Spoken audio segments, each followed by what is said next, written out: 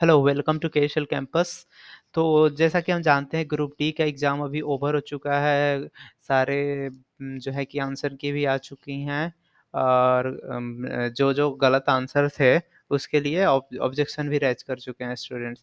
लेकिन बहुत सारे लोग बोल रहे हैं कि कब उसका रिज़ल्ट आएगा, कितना कट ऑफ होगा, क्या रहेगा, क्या नहीं रहेगा।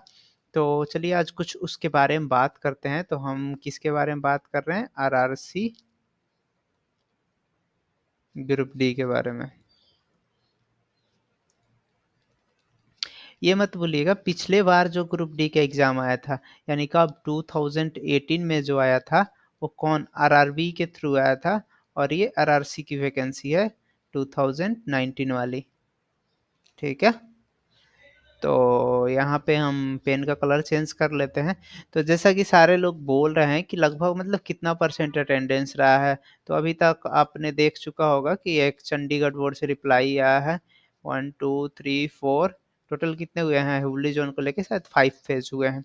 तो फर्स्ट फेज़ में 3 जो था बोर्ड था, तो उसमें लगभग आपकी अटेंडेंस रही है अराउंड 46 टू 48% और जो सेकंड फेज़ था, उसमें आपकी अटेंडेंस लगभग रही है लगभग 32 टू 35%।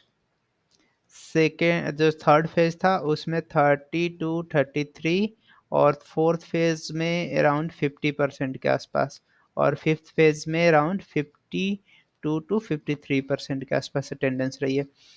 तो जो लोग बोल रहे हैं कि अटेंडेंस से फ़र्क नहीं पड़ेगा, तो कैसे डिसाइड उन लोगों ने कर लिया कट ऑफ कितना होगा? सारे तो इसी पे बेस्ड मतलब वीडियो बना रहे थे ना, डे 1 से लेके जब से आपकी वैकेंसी आई और जब ओवर हुआ आपका फॉर्म फिलअप तो टोटल ज़ोन्स में मतलब हर एक ज़ोन में कितना फॉर्म फिलअप हुआ है, उसके अकॉर्डिंग बताया कि जो हुबली ज़ोन है, उसमें सबसे कम फॉर्म फिलअप हुआ है। तो उसमें कॉम्पिटिशन लेवल सबसे कम है। पर सीट कॉम्पिटिशन निकाला कैसे? जैसे मान के चलो आपकी 5 लाख फॉर्म फिलअप हुए हैं और टोटल पोस्ट आपकी है लगभग 10,000 तो उसके अकॉर्डिंग निकाला कि अच्छा पर सीट कॉम्पिटिशन कितना होगा 4 ज़ीरो से यहाँ 4 ज़ीरो कैंसल द पर सीट कॉम्पिटिशन 50 का हो गया। अरे! यहाँ तो बहुत ईज़ी है, बहुत ईज़ी है। तो जब पर सीट कंपटीशन यहाँ से निकाल रहे हो तो अटेंडेंस भी तो देखो। अगर ये अटेंडेंस कोई वैलिड नहीं मानता है तो ये सब फेक है। शुरू से लेके आज तक जो निकाला हुआ है कट ऑफ कि ये ज़ोन ईज़ी है, ये ज़ोन टफ है, depend on the competition level form जितना अप्लाई हुआ है, तो ये तो सब उनका कहना फेक है कि कौन-सा ज़ोन के कैसे है, कितना कहाँ पे कट ऑफ जाएगा, ये कोई प्रेडिक्ट नहीं कर सकता है। रियलिटी में देखा जाए तो।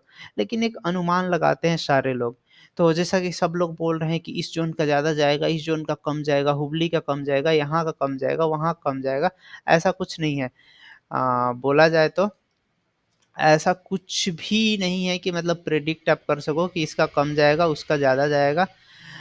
ये डिपेंड करता है कि स्टूडेंट का लेवल कैसा है, कहाँ पे कैसे स्टूडेंट अप्लाई किए हैं। जैसा कि आप अभी देख चुके होंगे कि एनटीपीसी के रिजल्ट में कि आप देखे होंगे कि आरआरबी जेई का जो एग्ज़ाम हुआ था, उसमें हाईएस्ट कट ऑफ गया था 2 ज़ोन का दैट इज़ गोरखपुर और आरआरबी अजमेर, समझे? और एनटीपीसी का हुआ तो गोरखपुर क्या हुआ, गोरखपुर सबसे कम चल गया। यहाँ का सबसे मतलब सबसे कम नहीं लेकिन फिर भी एक देखा जाए तो चेन्नई, गोरखपुर, मुंबई ये सब के लोएस्ट कट ऑफ थे और फिर कुछ मॉडरेट ज़ोन आए, फिर टफेस्ट ज़ोन आए जैसे अभी पटना हो गया। तो ये प्रेडिक्ट आप कैसे कर सकते हैं कि ग्रुप डी में जो बच्चे हैं वही ज़ोन अप्लाई किए होंगे जो वो अप्लाई किए थे एनटीपीसी में, ऐसा कुछ नहीं है। आरआरबी पटना का आप देख रहे हैं तो पटना में ऐसे बच्चों ने फॉर्म अप्लाई किया है, जिनका कहीं न कहीं सिलेक्शन पहले हो चुका है एसएससी, एमटीएस में, सीजी मतलब कहीं भी मतलब वैसे पोस्ट में हुआ है जो कि लोअर पोस्ट है स्टेशन मास्टर से, कमर्शियल अप्रेंटिस से या फिर आपका सीनियर क्लर्क है। बहुत सारा ऐसा पोस्ट है जिससे लोअर पोस्ट में ऑलरेडी काम कर रहे हैं किसी और स्टेट में या फिर अगर अभी ग्रुप डी में ही है और किसी और स्टेट में, तो बच्चे सोचेंगे कि अपने स्टेट में या फिर अपने स्टेट के आस-पास आ जाएँ। तो ज़्यादातर आपको पता है कि बिहार के लड़के तैयारी करते हैं गवर्नमेंट जॉब्स की, तो इसीलिए है कि वहाँ का कट ऑफ ज़्यादा गया है। लेकिन ग्रुप डी में तो ऐसा कुछ नहीं है ना, 2019 में जो वैकेंसी आई थी वो इसमें तो ऐसा कुछ नहीं था ना कि अच्छा ग्रुप डी में आप मुंबई में कर रहे हो, आपकी 5 इंक्रीमेंट लग चुकी है, तो आप फिर अब आओ पटना में और वहाँ पे फिर इनिशियल लेवल से स्टार्ट करो, जो पे बैंड आपका इनिशियल है वहाँ से स्टार्ट करो और फिर 5 साल 2 साल काम करो तो आपकी इंक्रीमेंट लगेगी। ऐसा तो बच्चे नहीं करेंगे ना, ऐसे नहीं चाहेंगे बच्चे, वो चाहेंगे कि या तो ट्रांसफ़र करवा लें या फिर दूसरे अच्छी जॉब में मेरी हो तब मैं यहाँ से चेंज करूँ। क्योंकि कोई नहीं चाहता है कि इंक्रीमेंट लगने के बाद वहाँ से रिज़ाइन करके फिर नया जॉब करूँ। तो ये कोई नहीं बोल सकता कि कौन-सा ज़ोन का कितना कट ऑफ जाएगा। हाँ, ये प्रेडिक्ट कर सकते हैं कि मॉडरेट ज़ोन कौन से रह सकते हैं और एक तरीके से ईज़ी ज़ोन कौन से रह सकते हैं, ये बस प्रेडिक्ट कर सकते हैं, लेकिन कितना कट ऑफ जाएगा एग्ज़ैक्ट किसी को नहीं पता। तो जैसा कि एनटीपीसी में ही देख लो आप बैंगलोर सारा जो साउथ ज़ोन को बोलते हैं कि ईज़ी है, बैंगलोर और सिकंदराबाद का कितना कट ऑफ है आपको पता लग जाएगा। यू कान तो बोला जाए एक तरीके से तो मैं जो कहना चाह रहा हूँ कि ये जो आपका पटना हो गया, जितने सारे ये सब आरआरबी हैं, पटना, रांची जो कि एसीआर आता है, एसीआर कोलकाता, कोलकाता हो गया, इलाहाबाद, गोरखपुर प्लस चंडीगढ़ जो कि दिल्ली है, आरआरसी दिल्ली के अंदर, ठीक है। तो ये सारे जो ज़ोन है फिर आपका अजमेर हो गया जो कि जयपुर के अंदर आता है, आरआरसी जयपुर, आरआरसी जयपुर। तो ये सारे जो हो गए, इसमें से ही इतने ही ज़ोन में से एक क्या होगा टफ निकलेगा, कुछ मॉडरेट में रहेंगे, ठीक है, और इसी में से कोई ज़ोन ईज़ी भी हो जाएगा। अब ये डिपेंड करेगा कि कहाँ पे कैसे बच्चों ने परफ़ॉर्म किया है, कैसा अप्लाई किया है। ये कोई ज़रूरी नहीं कि ये इलाहाबाद ही टफ़ होगा, कि गोरखपुर ही टफ़ होगा, कि रांची ही टफ़ होगा, कि पटना ही टफ़ होगा, लेकिन इसमें से ही चांस ज़्यादा बनता है कि इसमें से भी कोई टफ़ हो, कोई मॉडरेट हो और कोई ईज़ी हो। और रही बात साउथ ज़ोन्स की, जैसे कि हुबली हो गया, चेन्नई हो गया, उसके बाद आपका जो है कि सिकंदराबाद, फिर इधर भुवनेश्वर और इधर आपका बिलासपुर, ये सब जो हो गए, सिलीगुड़ी, मुजफ्फरपुर, इसमें से ही आपका मैक्सिमम चांस है कोई एकदम सबसे इजी जोन रहेगा और प्लस कोई मॉडरेट रहेगा और कोई कोई कोई ही ऐसा जोन होगा जो कि टफ होगा, मतलब बहुत कम चांसेस है टफ होने के, लेकिन टफ भी हो सकता है हुबली जोन ही टफ हो जाए क्योंकि सबसे लास्ट में एग्जाम होगा तो बच्चों ने सबसे अच्छा प्रिपरेशन किया होगा यहाँ का। अटेंडेंस भी आप देख सकते हैं लास्ट वाले जो राउंड था उसमें सबसे ज़्यादा गया है, फर्स्ट मतलब फेज से ज़्यादा लास्ट फेज में गया है अटेंडेंस।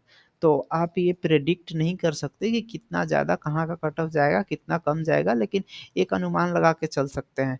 तो मैं अगर बोलूँ तो आपका अगर 1 मिनट में सबको इरेज़ कर लेता हूँ, फिर बात करते हैं। तो मैं अगर बोलूँ चाहे आप किसी भी ज़ोन से हैं, एनी ज़ोन से, अगर आपका जनरल में आप हैं, अगर आपका मार्क्स 60 से 65 के बीच में है, तो आप प्रिपरेशन कीजिए, पीटी का एकदम जोर तोड़ से कीजिए कि इस बार आपको निकालना है। हाँ, अब ये नहीं बोल सकता कि आपका कंफर्म हो ही जाएगा, लेकिन चांस है कि आपका पीटी में सिलेक्शन हो 60 से 65। किसी किसी जोन का ज़्यादा भी जा सकता है, लेकिन किसी किसी ही जोन का जाएगा। मैक्सिमम जो जोन है 90% या फिर 85%, दो एक दो को छोड़ दिया जाए तो इतना ही उसका कट ऑफ जाएगा, इसी के आसपास। अगर आपका 55 से 60 भी है जनरल में, तो भी आपका हो सकता है पीटी में। कब? जब आपके पास दो चीज हो, सॉरी आर, आपके पास दो चीज हो। क्या दो चीज? एक तो लक, और प्लस दूसरा आपका जोन, मतलब जोन का कट ऑफ कैसा जा रहा है, इजी जोन। लक में क्या आ गया आपका कि आपका टफ शिफ्ट हो, ठीक है। आपका नॉर्मलाइजेशन में, मतलब जो आपका वो होगा, एक तरीके से नॉर्मलाइजेशन इस बार तो परसेंटाइल वाइज होगा, लेकिन आपका परसेंटाइल वहीं नॉर्मलाइजेशन के बाद ज़्यादा इंप्रूव हो जाए। क्योंकि बहुत सारे बच्चों को देखा जा रहा है कि 65 पे उसका आ जा रहा है 90 परसेंटाइल, और किसी किसी शिफ्ट के बच्चों का 70 पे आ रहा है, 88 परसेंटाइल, 89 परसेंटाइल, ऐसा कुछ आ रहा है। Okay, something like that. तो आपका लक काम करे और प्लस जोन ऐसा आपको मिले कि इजी हो, ये रिजल्ट आने के बाद ही पता लगेगा। तो ये भी एक तरीके से लक फैक्टर 2 हो गया, लक 2, कि मतलब इजी जोन आपका निकल जाए। आप ये कभी नहीं बता सकते कि फॉर्म भरे हैं, वहाँ पे कम बच्चे फॉर्म भरे हैं, कम अटेंडेंस आई है तो आपका कम जाएगा। क्योंकि अभी ये देख रहे हो आप कि जो लोग पहले बता रहे थे कि ये इजी जोन है, इजी जोन है, यहाँ पे सबसे कम फॉर्म फिलअप हुआ है, वही लोग बोल रहे हैं कि अटेंडेंस का कोई फ़र्क नहीं पड़ता है। सही बात है, अटेंडेंस का कोई फ़र्क नहीं पड़ता। आप कहीं भी उठा के देख लीजिए, एसएससी, एमटीएस, एसएससी, सीजीएल, कहीं भी यहाँ अटेंडेंस, या फिर एसएससी जेई, कहीं भी आपका 40%, कभी कभी 45%, कभी कभी 39% अटेंडेंस रहता है। कट ऑफ कम होता है क्या? नहीं होता है ना। तो यही आपका कट ऑफ रहेगा। जनरल का मैं बता लिया। और ओबीसी, एससी एसटी जितने भी हैं, तो वो क्या करेंगे कि आप 5-5 नंबर कम करते जाएंगे। मतलब जो मैंने बताया उसके हिसाब से, कि जैसे जनरल का 55 से 60 के बीच में चांस है कि हो जाएगा, अगर इजी जोन हुआ, लक काम किया तो। अगर 60 टू 65 है तो 90% जोन्स में हो जाएगा। वैसा ही ओबीसी के लिए अगर बोला जाए तो जनरल -5 और सब चीज़ वही। और एससी के लिए ओबीसी, ओबीसी -3 to 5, 3 से 5 कम कर लो। एससी एसटी के लिए, एसटी के लिए अब ये होगा ओबीसी माइनस कन्फर्म 5 to 7, ठीक है। और उसके बाद आपका बच गया पीएच कैटेगरी के लिए। ये तो आपका अगर 40 से 45 भी है तो आप रनिंग करो, you will be get selected. Maximum chance रहेगा, लेकिन किसी किसी जोन में अगर आपका लक खराब है तो दिक्कत हो सकता है। तो चलिए, थैंक यू। इस वीडियो में इतना ही था, लेकिन ये था कि आप डीमोटिवेट, मैक्सिमम मैं यही समझाने का कोशिश किया हूँ कि आप डीमोटिवेट मत हो कि मेरा तो, अरे यार मेरा तो 58 ही आ रहा है, नहीं हो पाएगा। अरे यार मेरा तो 62 ही आ रहा है, नहीं हो पाएगा। ऐसा कुछ नहीं है। अगर आपका परसेंटाइल स्कोर बढ़िया बनेगा आपके शिफ्ट में, आपका कंफर्म है होगा। अगर आपका परसेंटाइल स्कोर अच्छा नहीं बनेगा तो आपका चाहे 65 भी है, तो नहीं होगा। Thank you.